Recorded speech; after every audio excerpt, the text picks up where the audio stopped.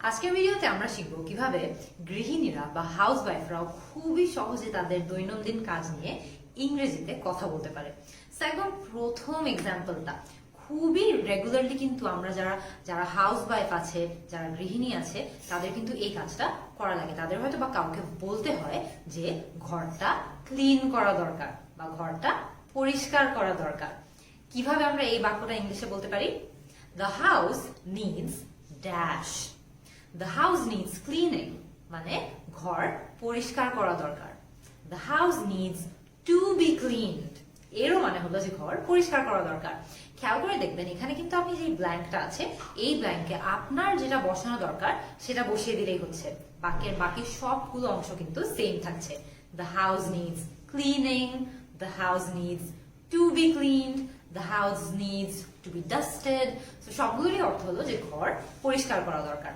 আপনি যদি গৃহিণী হয়ে থাকেন বা হাউসওয়াইফ হয়ে থাকেন এবং আপনি কাউকে বলছেন যে ঘরটা পরিষ্কার করা দরকার, তখন কিন্তু আপনি ইজিলি এই সেন্টেন্সটা বা এই বাক্যটা ইউজ করতে পারেন।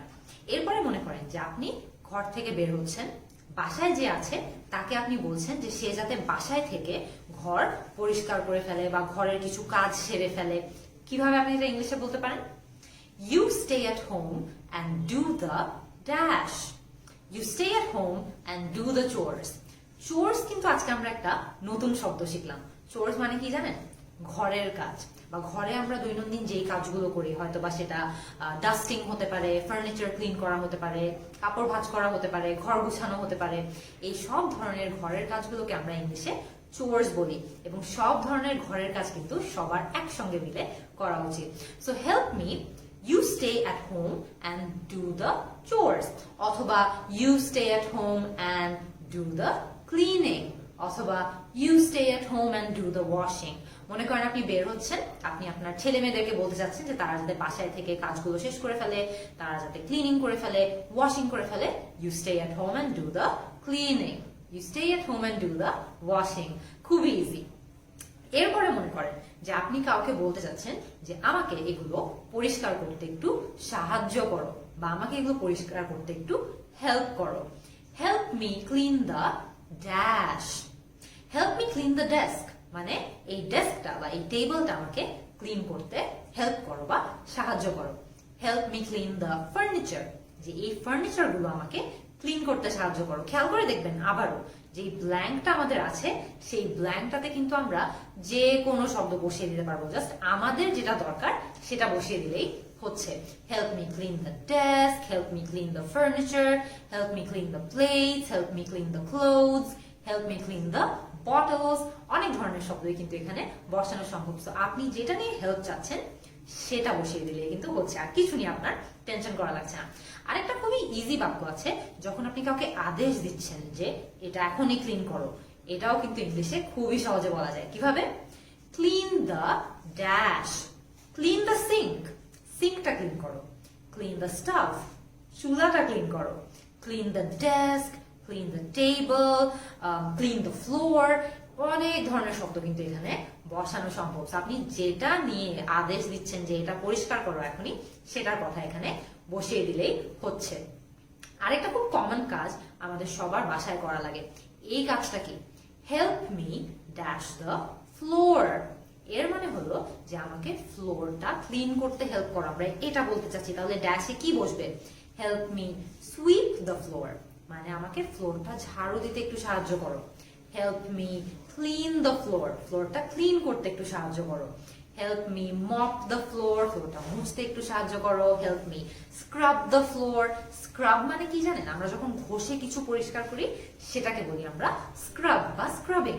So help me sweep, clean, mop, scrub the floor. এরপরে মনে করেন যে আপনি সবজি কাটছেন, আপনার সবজি কাটা নিয়ে হেল্প দরকার। Can you help me dash the vegetables? Can you help me chop the vegetables? Chop করা মানে চপ করার অর্থ হলো কাটা। মনে করেন আপনি কিছু একটা একটু বড় বড় টুকরো করে কাটতে চাচ্ছেন বা ছোট ছোট টুকরো করে কাটতে চাচ্ছেন, বা মোট কথা হলো যে আপনি কাটতে চাচ্ছেন। আপনি বলতে পারেন can you help me chop the vegetables? আমাকে ভেজিটেবলস গুলো বা সবজিগুলো কাটতে একটু সাহায্য করো।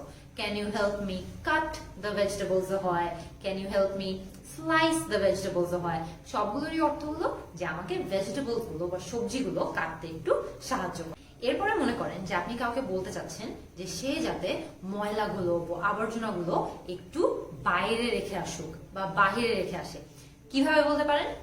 Dash the garbage, take out the garbage, মানে ময়লাগুলো বা গার্বেজ গুলো বা আবর্জনাগুলো বাইরে রেখে আসো। পুট আউট দ্য গার্বেজ, এরও মানে হলো যে গার্বেজ গুলো বা ময়লাগুলা বাইরে রেখে আসো। Take out the garbage, put out the garbage, যে কোনোটাই কিন্তু আপনি বসাতে পারেন আপনার যেটা ইচ্ছা। এরপরে মনে করেন একটা কমন কাজ যেটা আমাদের ঘরে সবার করা লাগে, সেটা কি? সেটা হলো কাপড় ক্লিন করা বা কাপড় হয়তো বা শুকানো বা কাপড় ড্রাই ক্লিন করা। কিভাবে আপনি এটা ইংলিশে বলতে পারেন? Dash the clothes, clean the clothes, মানে কাপড় চোপড় গুলো পরিষ্কার করে ফেলো। ওয়াশ দ্য ক্লোথস, কাপড় চোপড় গুলো ধুয়ে ফেলো।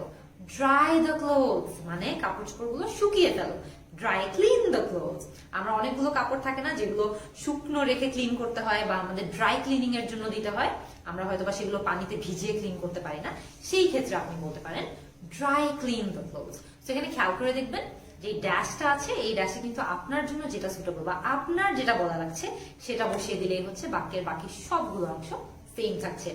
আরেকটা কমন কাজ যেটা আমাদের বাসায় করা লাগতে পারে, সেটা কি? সেটা হচ্ছে টেবিল সেট করা বা টেবিল গুছিয়ে ফেলা। Dash the table, set the table.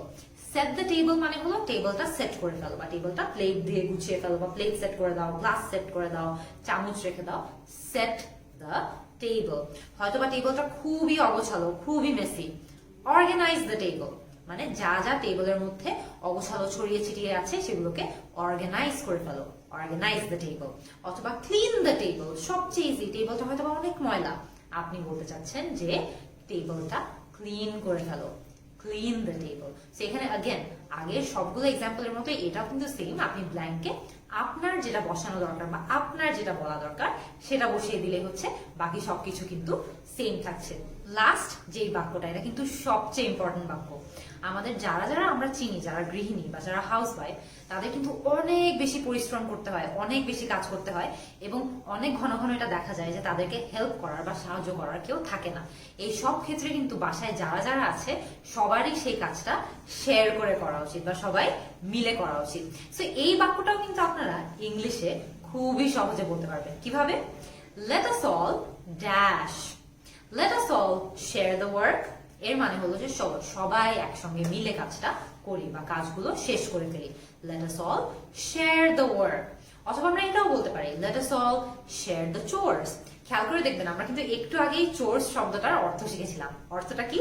অর্থ হলো ঘরে আমাদের যে কাজগুলো করা লাগে সেগুলোকেই আমরা চোরস বলি। So let us all share the চোরস।